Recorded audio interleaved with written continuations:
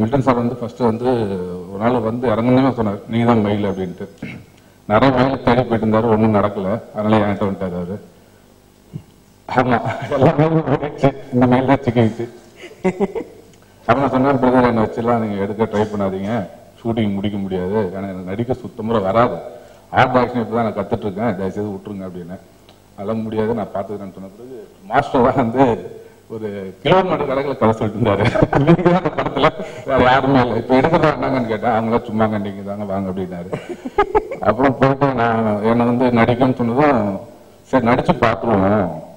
Milton வந்து கதை சொன்னார், சின்னதாக ஒரு லைன் மட்டும் தான் சொன்னார், கதை சொல்ல அவரு. சரி நடிச்சு நம்ம ட்ரை பண்ணிவிடுவோம்னு தோணுச்சு. அது மூலம் மார்க்கெட்டில் ஷூட் பண்ணிட்டே இருப்பாங்க, நான் மட்டும் மார்க்கெட்டில் கடை கடையாக உட்காந்து யோசிச்சு இருப்பேன், நடிக்கலாமா வேணாமா நடிக்கலாமா வேணாமான்ட்டு. அவர் ஓகேன்னு சொன்ன பிறகு சின்ன சின்னதாக எடுக்க ஆரம்பிச்சாரு, வாங்க நில்லுங்க போங்க.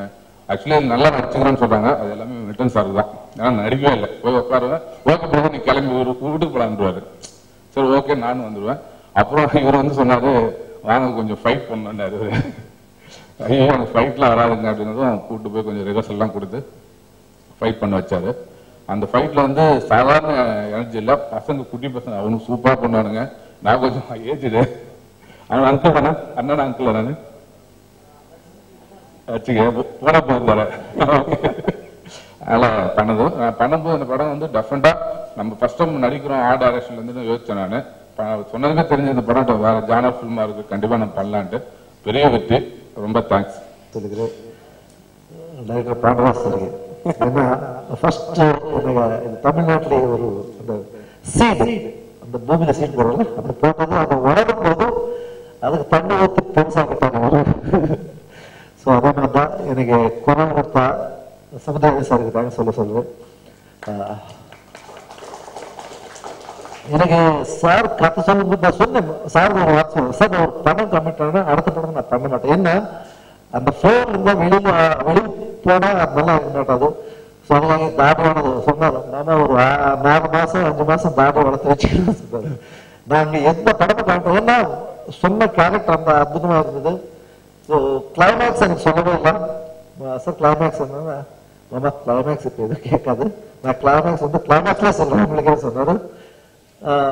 நான் பண்ணிட்டு இருக்கேன் கிளைமேக்ஸ், ஃபைட் பண்ணிட்டு இருக்கேன். அப்ப கூட எனக்கு கதை சொல்லல, கிளைமேக்ஸ் இல்ல, ஃபைட் பண்ணிட்டு இருக்கேன் எல்லாம் முடிஞ்சது. இது எல்லாம் பண்ணதுக்கு அப்புறம் தான் படத்துல பார்த்தாதான் அந்த இன்டர்கட், இந்த ஃபைட் முடிஞ்சது, லுங்கி எடுத்துட்டு செடி எடுத்து எல்லாம் எடுத்துட்டு என்னதான் பண்ணிட்டு இருக்காருன்னு நினைச்சேன். பட் படத்துல பார்க்கும்போது ரியலி நான் டைரக்டர் சார் பாராட்டுறேன். ஸ்பெஷலி ஒரு இந்த கேரக்டர் பாரதா சொல்ற மாதிரி தான் கேரக்டர்ஸ் டிசைன் பண்ண விதானம் அந்த அளவுக்கு இருக்கு அவரு. ஆனா அது அவர் அதுல ஊருக்காக ஊரை வச்சு இது பண்ணாங்க, இது பண்ணிருக்காரு அவரு. தமிழ் கொஞ்சம் தப்பு இருக்கேன், தப்பா நினைக்காதீங்க. ஸோ பேசிக்கலி நான் வந்து 4 ஃபாதர்ஸ் வந்து ஈரோடு. ஸோ ஃபாதர் போயிட்டு ஹைதராபாத்ல செட்டில் ஆயிட்டாரு. ஸோ ஹைதராபாத்ல பண்ணி திருப்பி நான் அதை சொல்ல என்னால தமிழ்நாடுல வந்து திருப்பி ஆதரவு கொடுப்பீங்களா? தமிழ்நாடு வந்து திருப்பி இந்த ஒரு கேரக்டர் வம்சத்திலே பாண்டராஜன் கொடுத்த ஒரு பாண்டராஜன் கொடுத்த ஒரு கேரக்டர்.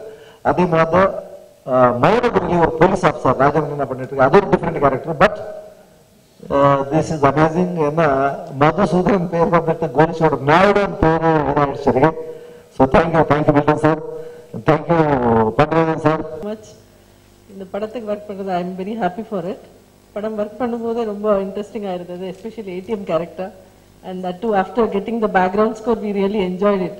லாஸ்ட் கடைசியில் நாங்கள் எத்தனை கரெக்ஷன் பண்ணாலும் கடைசியில் கிளைமேக்ஸ் பண்ணது நாங்கள் 4th ரீலோட ஃபைட், அந்த ஃபைட் வரவே இல்லை கடைசி வரைக்கும், வருதுன்னு சொல்லி. ஸோ அதே மாதிரி ஒரு சீனு கூட ரொம்ப ரசிச்சு அவரு அந்த உயிர் ஒரு சீன் பண்ணும்போது கூட மேபி சீன் பை சீன் கூட நாங்கள் ஒரு 10 days கழிச்சு வந்து கரெக்ஷன்ஸ் பண்ணியிருக்கோம். But the result is amazing. Thank you so much. இந்த படம் ஒர்க் பண்ணுறதுக்கு முன்னே நான் முதல்ல டவுன் பாசிட்டிவ் பார்க்கலாம்னு சொல்லி சார் பார்க்க ஏற்பாடு பண்ணார். நான் பார்க்கும்போது அதில் எதுவுமே இல்லை, மியூசிக்கோ ஒரு டப்பிங் ட்ராக்கோ சவுண்ட் எஃபெக்ட்ஸ் எதுவுமே இல்லை. அந்த ஸ்பாட் சவுண்டு அந்த நாய்ஸோடு தான் பார்த்தேன். அந்த படம் அந்த நாய்ஸ்ல வந்து படத்துல என்ன டைலாக் சொல்றாங்கன்றதே புரியாது. அப்படி ஒரு இறைச்சல்ல அந்த பைலட் ட்ராக்கோட நான் பார்த்துட்டு அதுல வந்து ஒரு பெரிய இம்ப்ரெஸ் ஆச்சு எனக்கு.